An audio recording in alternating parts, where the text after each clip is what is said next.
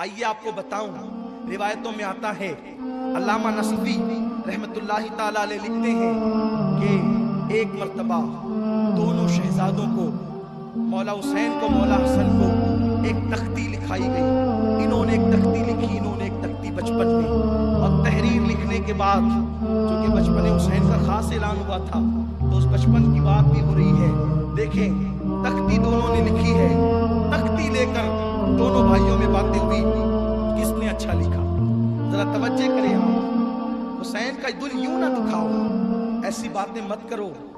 لوگ کہہ رہے ہیں یہ 3 گھنٹے کی جنگ کربلا کی، امین القادری 10 دن تک لوگوں کو پاگل بنا رہا ہے اور ہر سال اس کی گفتگو تقریر ختم ہی نہیں ہوتی۔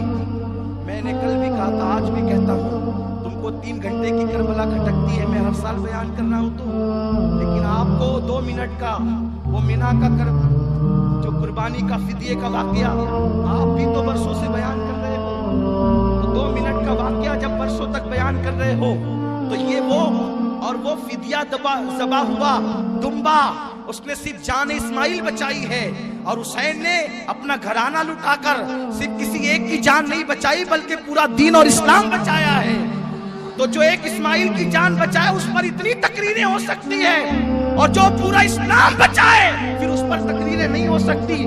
اس لیے کسی کو ورگلایا نہ جائے اور اس طرح کی باتیں کر کے مولا حسین کے دل کو تکلیف نہ پہنچائی جائے۔ ہوشیار رہو، آخرت خراب مت کرو، تباہی مول مت لو۔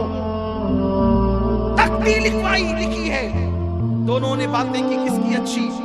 بچپنا تھا، کہا چلو بابا سے پوچھتے ہیں، جن کا بابا باب مدینۃ العلم تھا، بابا یہ دونوں تختی ہم نے لکھی، کس کی اچھی؟ مولا علی نے سوچا اگر حسن کی کہوں تو حسین کا دل دکھتا ہے، حسین کی کہوں تو حسن کا دل دکھتا ہے۔ بابا علی نے کہا کہ ایک کام کرو، تمہاری امی کے پاس جاؤ، وہ فیصلہ کرے گی۔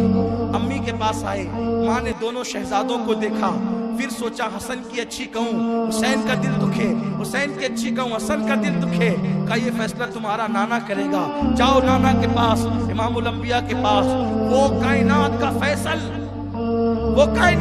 فیصل جس کی زبان قانون خدا، جس کی زبان پر خدا کا قانون، جو کہہ دے تو اللہ کا قانون بن جائے۔ کسی کو بو تراب کہے تو پھر وہ بو تراب کے نام سے مشہور ہو جائے، اور بوالحکم کہلانے والے کو بو جہل کہے تو ساری کائنات اس کو بو جہل کہنے لگے۔ اللہ اکبر، کسی کو بو ہریرہ کہہ دے تو ساری دنیا اس عبد الرحمن کا نام ہی بھول جائے اور لوگ اس کو ابو ہریرہ کہنے لگے۔ گویا کہ نبی کی شان یہ ہے، مصطفیٰ میرے نبی، معجزہ میرے نبی کا، کہہ دیا تو ہو گیا۔ آپ نے قطرے کو دریا کہہ دیا تو ہو گیا۔ بلیوں پر ان کی شفقت دیکھ کر مصطفیٰ نے ابو ہریرہ کہہ دیا تو ہو گیا، جس کو جو کہہ دے وہ ہو جائے۔ سیدہ کہتی ہے بیٹے جاؤ نانا کے پاس، وہ فیصلہ کریں گے۔ نانا کے پاس آئے، نانا نے تختیاں دیکھی، سوچا حسن کو اچھا کہوں تو حسین کا دل ٹوٹے، حسین کی تختی اچھی کہوں تو حسن کا دل ٹوٹے۔ ارشاد ہوتا ہے بیٹو یہ فیصلہ میں نہیں کروں، مختار کائنات جہاں ٹھہر، ختم نبوت جہاں ٹھہر جائے، امام الانبیاء جہاں رک جائے فیصلہ کرنے سے، وہ حسنین ان شہزادوں کی شان ہے۔ کہا بیٹو تمہارا فیصلہ جبریل کرے گا، سید الملائکہ۔ جبریل اترے، یا رسول اللہ یہ میں بھی نہیں کروں گا، یہ فیصلہ تو اللہ نے کرنا ہے۔ کسی کے بچے ایسے جن کی تختیاں لکھنے میں قدرت فیصلہ کرتی، یہ ہے حسن اور حسین۔ آپ اسے کہانی قصہ سمجھتے، ساری فضیلتوں کی روایتوں کو راویوں کے سر ڈالتے، شرم کرو شرم، تم اپنے پیروں کی روایتیں گڑ گڑ کے بولتے ہو، اور جن کے لیے رسول اللہ صلی اللہ علیہ وسلم کی حدیثیں ہیں ان پر، جن کے لیے رسول اللہ کی حدیثیں ان کو مشکوک بناتے ہو، شک پیدا کرتے ہو اس میں۔ قیامت کے دن بارگاہ رسالت میں پیشی ہوگی، بارگاہ خدا میں پیشی ہوگی، کیا منہ لے کر کے جاؤ گی؟ جس کے لیے رسول پاک نے فرمایا حسین منی وانا من الحسین، حسین مجھ سے ہے میں حسین سے ہوں۔ آج تک اس حدیث کی مکمل تشریح کوئی کر نہ سکا، یہ تو سب کہتے ہیں حسین و منی، حسین مجھ سے ہے، وانا من الحسین، میں حسین سے ہوں۔ اس پر حتمی طور پر نہ کوئی محدث لکھ سکا، نہ کوئی مفسر لکھ سکا، نہ کوئی صوفی تبصرہ کر سکا، سب نے کہا اپنی سمجھ اتنی ہے، باقی اللہ جانے اور کہنے والے مصطفیٰ جانے۔ لوگوں نے آسان کر دیا یہ کہ ولادت حسین کی اصل رسول ہے، حضور علیہ السلام اصل حسین ہے اور حضور کا ظہور حسین سے، لیکن اصل جو ہے سچائی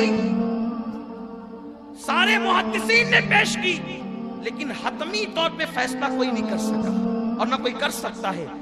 یہ تو لوگ قیامت میں دیکھیں گے وانا من الحسین کا مطلب کیا ہے، اور اگر بات کہہ دی جائے تو آپ میں اتنی سخت نہیں کہ آپ برداشت کر سکیں۔ یہ وانا من الحسین جو ہے جاننے والے جانتے ہیں، ماننے والے مانتے ہیں، لیکن ہر بات زبان پہ نہیں آ سکتی، ہر بات کہیں نہیں جا سکتی۔ غور کرو عقل والو، غور کرو۔ پھر اس کے بعد حدیث کا بیچ کا حصہ ہے احب اللہ من احب حسینا، جس نے حسین سے محبت کی گویا اس نے اللہ سے محبت، اللہ کی محبت انہی کے دلوں میں ہے جن کے دلوں میں حسین کی محبت ہے۔ حسین و سبت من الاسباب، حسین تنہا ایک پوری امت ہے۔ حضور علیہ السلام فرماتے حسین کیا ہے، حسین کیا ہے، ابو بکر سے لے کر امام مہدی تک یہ پوری ایک امت ہے۔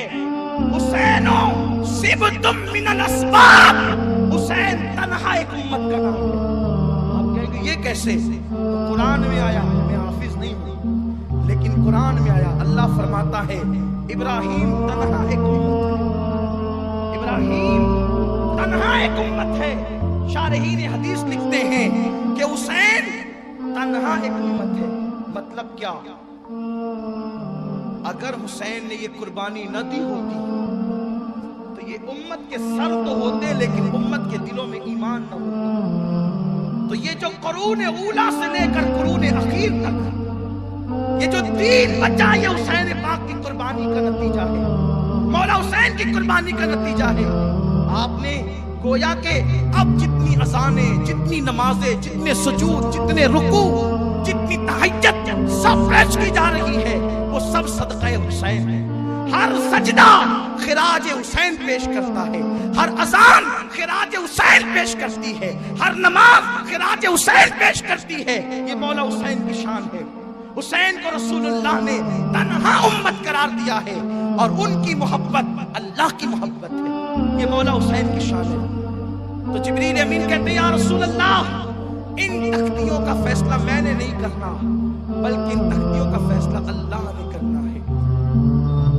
اللہ تبارک و تعالیٰ نے مجھے ایک سیف دیا ہے، یہ سیف میں اچھالوں گا اور اللہ تبارک و تعالیٰ یہ سیف اس کی تختی پہ ڈالے گا جس کی تختی دونوں تختیوں میں اچھی ہوگی۔ بس گویا کے دھڑکنیں ٹھہر گئی شہزادوں کی، قدرت فیصلہ کرے گی کہ تختیاں کس کی اچھی ہے۔ جبریل نے پھل اچھالا، سیب، اور اس کے بعد وہ سیب ہوا میں گیا اور جب نیچے آیا تو اس کے دو ٹکڑے ہو گئے۔ ایک ٹکڑا حسن مجتبیٰ کی تختی پر گرا اور دوسرا ٹکڑا حسین اعظم کی تختی پر گرا۔